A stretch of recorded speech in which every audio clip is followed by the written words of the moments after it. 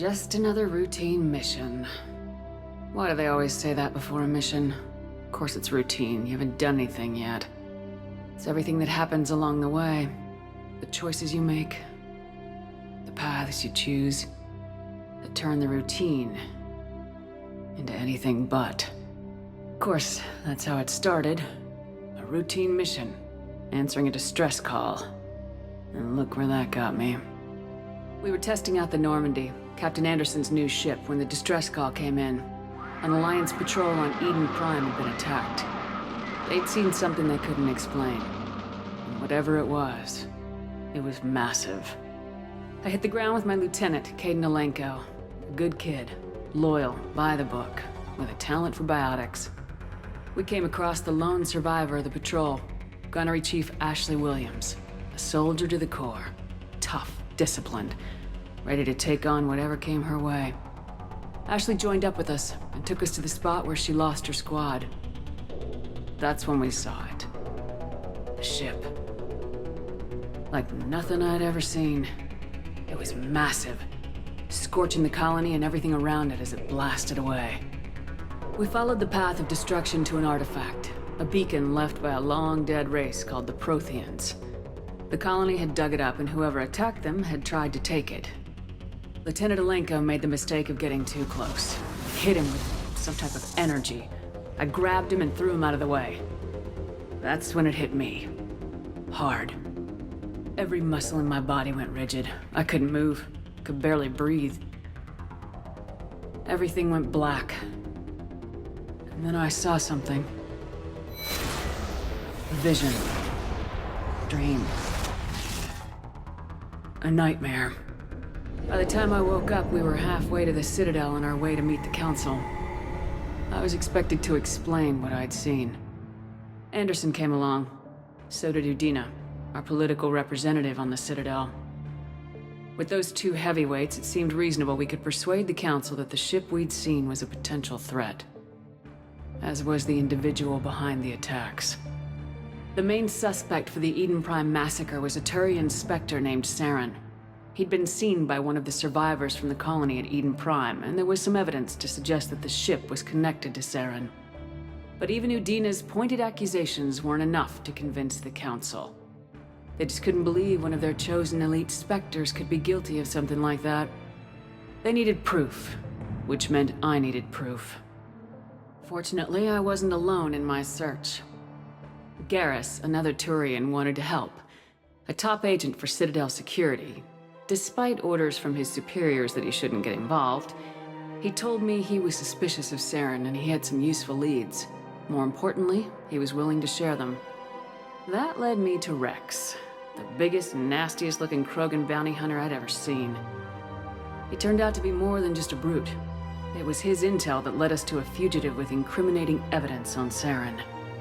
The fugitive turned out to be an energetic little Quarian named Tali. A tech expert with a knack for hacking, she'd procured some information on Saren. Evidence that proved Saren was dirty. Tali's evidence proved that Saren was responsible for the massacre on Eden Prime, and the immense warship we'd spotted was in fact Saren's flagship. But it went much further. Saren was trying to find a way to bring back a race of sentient machines from dark space. Machines allegedly responsible for cleansing the galaxy of all organic life. These Reapers were blamed for wiping out all life 50,000 years ago, including the Protheans, then disappearing back through the mass relays to dark space, leaving no trace that they'd ever been. That explained why Saren was after the beacon, and it made some sense out of my visions. But not much else. We couldn't convince the Council that the Reapers were a threat. But they agreed Saren had to be stopped. They stripped him of his Spectre status and gave me the honor of becoming the first human Spectre. My first task? Bring down Saren. Anderson decided to stay behind, giving up his ship, the Normandy. He told me I'd need it more than he would. He also pointed me in a direction. Liara. A Prothean expert, adept in biotics, and maybe most importantly, daughter of Benezia, Saren's top lieutenant. And like most Asari, as beautiful as she is intelligent, and born with a unique ability to meld with other species. Liara was able to help me decipher some of the vision the beacon had given me. Nothing concrete, but it gave me some clues. And a new appreciation for the Asari. Her technique for accessing my vision was unexpected, but not at all unpleasant. Kaidan was a little concerned about the connection I shared with Liara. As commander, I knew either relationship had the potential to interfere with the mission. I decided discretion was the better part of valor, and kept my focus on our goal, finding Saren. Thanks to Liara's help, we had our next lead, Benezia. Saren had taken her to Noveria, where he'd enslaved the queen of a dangerous race of insect-like creatures, the Rachni. He ordered Benezia to use the same technique Liara had used on me to extract information from the Rachni queen. The queen's drones were everywhere, and they were not happy. We had to fight through hundreds of them to get to Benezia. By the time we arrived, Saren was gone, with the information. I tried to reason with Benezia, but Saren had indoctrinated her. He had somehow acquired the ability to control people's actions and wills. Benezia wouldn't surrender, and Liara was forced to watch her mother die in her arms. And I was left with an angry, dangerous Rachni queen to deal with. She claimed her drones would do no harm if I released her. But the Rachni had terrorized the galaxy before. I couldn't do it. I wouldn't doom an entire species for past sins. And the queen was true to her word. She left and took her army of drones with her. With Saren's top lieutenant dead, he was quickly running out of time and places to hide. I tracked him down at his base on Vermeer, but we soon learned it was more than a base of operations. It was a breeding ground. Saren was breeding an army of Krogan. He'd found a cure for the genophage, a disease inflicted on the Krogan to prevent them from breeding and taking over the galaxy. But the Krogan Saren was breeding were slaves, mindless beasts that obeyed Saren's will.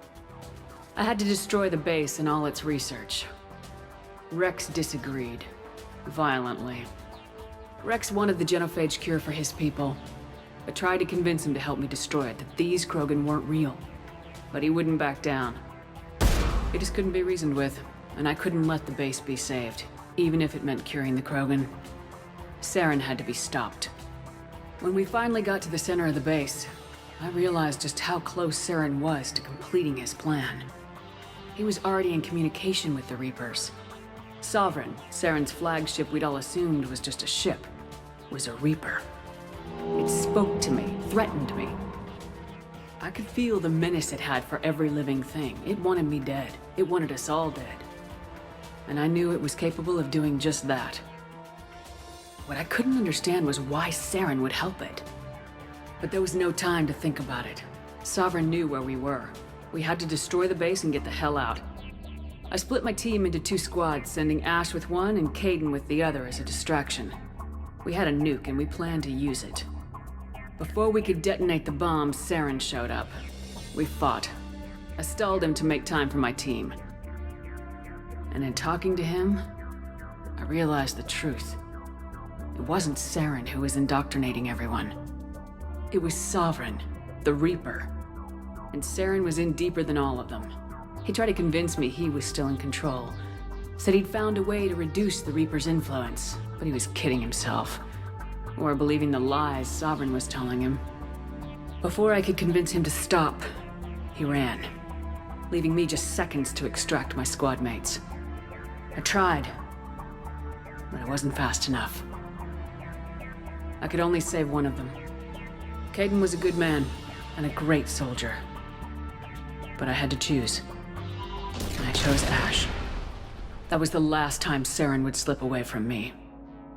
I knew then, the next time we met, one of us would die. With my team mostly intact, we chased Saren and his army to Ilos, a long-lost planet that had once belonged to the Protheans. As we prepared for what we knew would be a desperate fight, I spoke to my crew.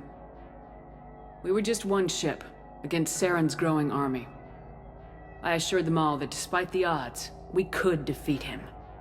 I'd never tell anyone, but I had my doubts. Leaving Kaidan behind had hardened my resolve, but revealed a weakness in my defenses. How many more friends and allies would I be willing to sacrifice in order to stop Saren? We arrived on Ilos close behind Saren. Once on the planet, we discovered a Prothean databank that helped me put the final pieces of my vision together. The Reapers had come 50,000 years ago, and every 50,000 years before that, each time purging the galaxy of life. The Protheans had fought and died like every species before them, but a few survived long enough to leave a parting gift. The Protheans had discovered that the Citadel was the key to controlling the mass relays. By sabotaging the Citadel, they found a way to close the relays to dark space, slowing the Reapers' return, giving us the time we needed to find a solution to stop the Reapers once and for all. Saren knew this. He was leading his army to take control of the Citadel and re-establish the relays to dark space, bringing the waiting Reapers here to destroy us all. We followed him to the Citadel. It was intact, but heavily damaged. He'd caught the Council fleets by surprise, and they were only now regrouping. And with Sovereign as his flagship, there was little hope that the fleets could counterattack with enough strength to take back the Citadel. But Saren was done running, and I was done chasing him. As the Alliance and Council fleets battled Saren's army outside the Citadel, I cornered the Turian bastard in the Citadel tower and confronted him. He died believing that the Reapers would save him.